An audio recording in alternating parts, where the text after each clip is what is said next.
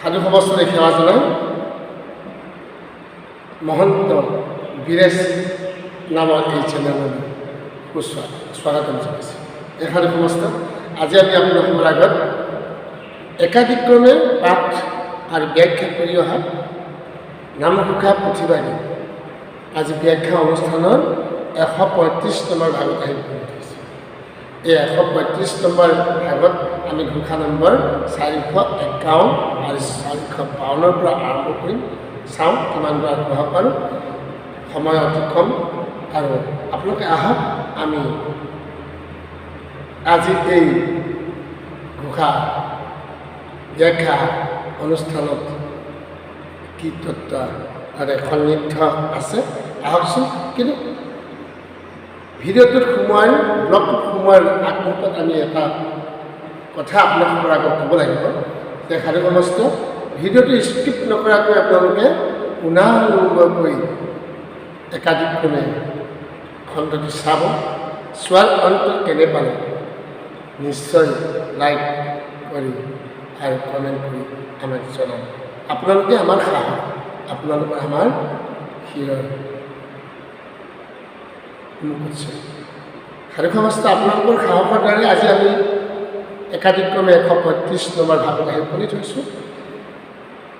যিসকলে আমাৰ এই মহন্ত বীৰেশ চেনেল প্ৰথমবাৰৰ বাবে দৰ্শকৰূপে আহিছে তেওঁলোকৰ প্ৰতি মোৰ এটি অনুৰোধ, চেনেলটো ছাবস্ক্ৰাইব কৰি থ'ব যেন আগন্তুক আমাৰ নতুন নতুন ভিডিঅ'সমূহ তাৎক্ষণিক ৰূপে পাবৰ কাৰণে যাতে সক্ষম হয়।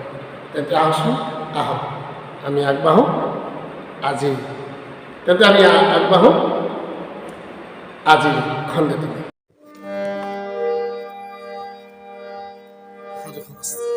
আহক আমি আজিৰ খণ্ডটি আগবাঢ়িছোঁ।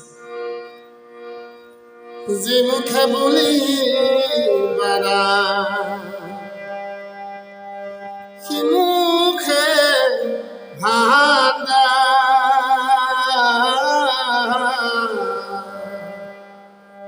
সদায় ভাবি উৰা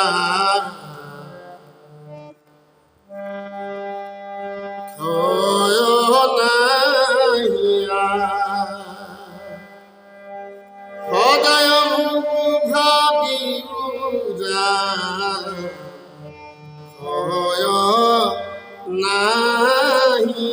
উৰা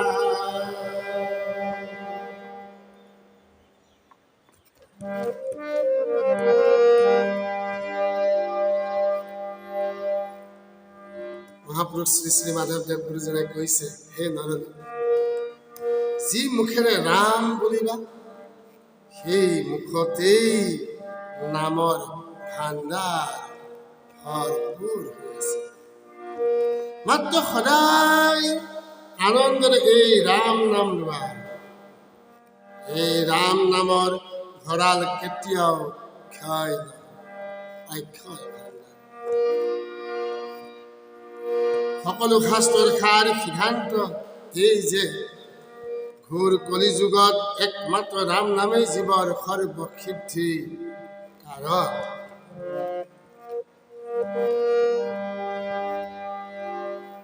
এই নামৰ ভঁৰাল প্ৰত্যেক মানুহৰে মুখতেই আছে। যেনেকৈ কোনো সুচতুৰ মহাজনে মূলধন খটাই ব্যৱসায় কৰি থাকোঁতে তেওঁ ধন দিনক দিনে বাঢ়ি যায়, সেইদৰে এই নামৰ ভঁৰাল কোনো দিনেই উদং নহয়।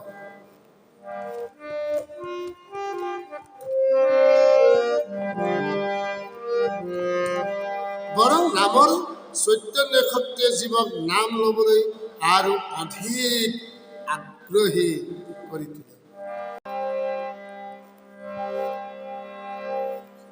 সেইদৰে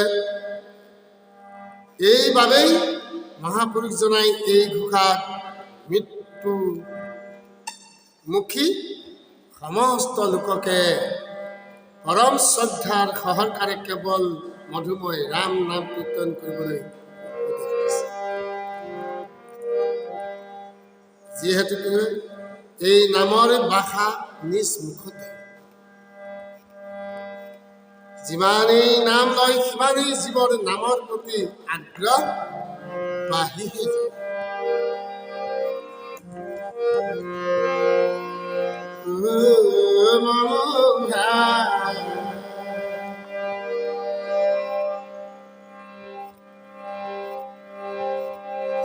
আনন্দে হৰি গুণ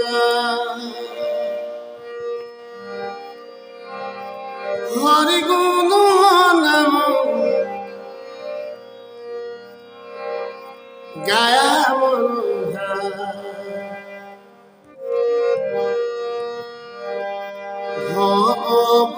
ভবতৰণী সুখেৰে তৰা। দেখা দেখা অৱস্থা আমি আগবাঢ়িছো ঘোষা নম্বৰ 452। ভাবিতে ভাবিতে ৰাম তৰসাবাৰ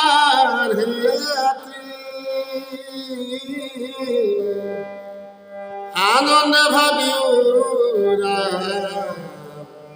কিবা দিন ৰাতি ৰাম আনন্দ ভাবিও কিবা দিন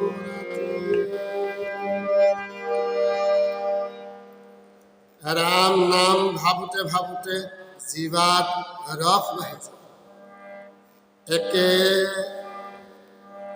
একেদৰে দিন ৰাতি নকৰি মাত্ৰ আনন্দ মনে ৰাম নাম হৰিপদ সেৱাকক ভকতে জানয়, অন্যজনে আৰু গন্ধকো মাত্ৰ নাম।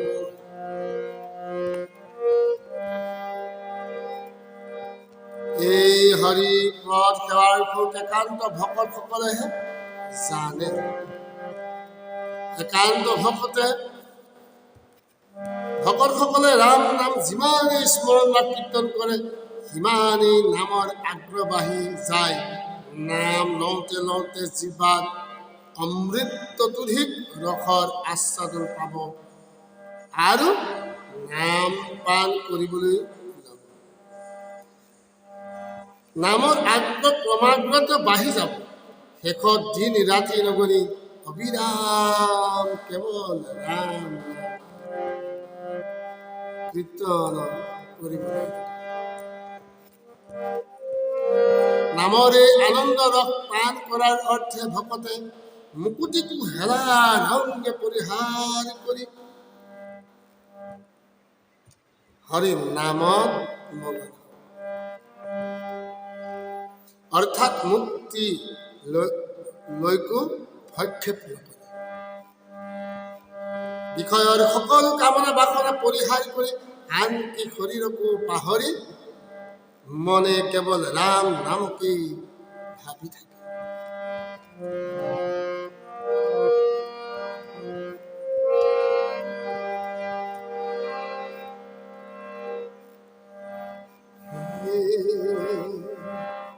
ইয়াকে কেৱল ভক্তি বোলে।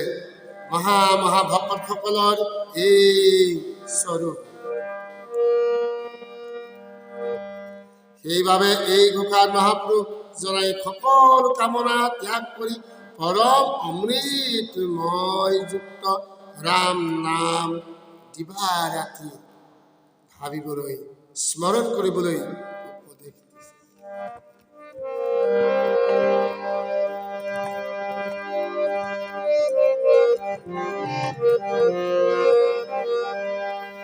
হৰিথাম শৰণ ভকতৰ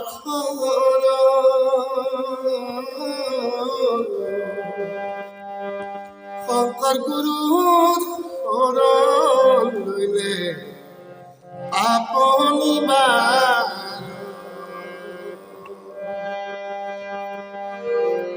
হৰি প্ৰহৰণ গুৰু ভগত গুৰুৰ শৰণ গেলে আপন নিবাৰ হৰি পাব নিবাৰ কৃষ্ণ।